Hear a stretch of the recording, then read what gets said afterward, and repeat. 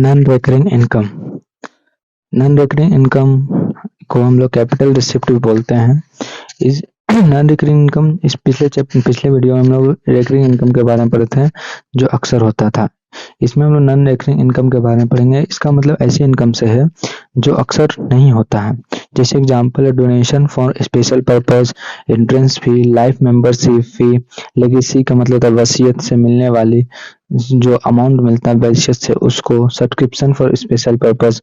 Note करके कुछ याद रखना है तुम लोग को कि नॉन रिकरिंग इनकम को इनकम एंड एक्सपेंडिचर अकाउंट में हम लोग नहीं लिखते हैं। याद रखना है नॉन रिकरिंग इनकम को इनकम एंड एक्सपेंडिचर अकाउंट में नहीं लिखते हैं, इसको बैलेंस शीट के लायबिलिटी साइड लिखते हैं।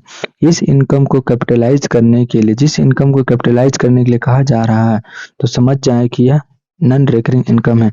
फिर से एक बार रिपीटेशन बोल रहे हैं। नॉन रिकरिंग इनकम उसको बोलते हैं जो अक्सर नहीं होता है। जैसे donation from special purpose, entrance fee, life membership fee, legacy, subscription for special purpose.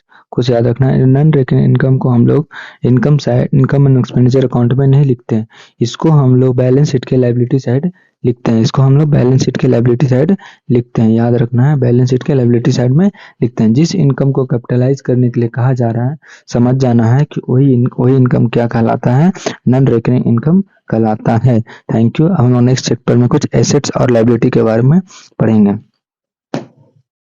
Thank you.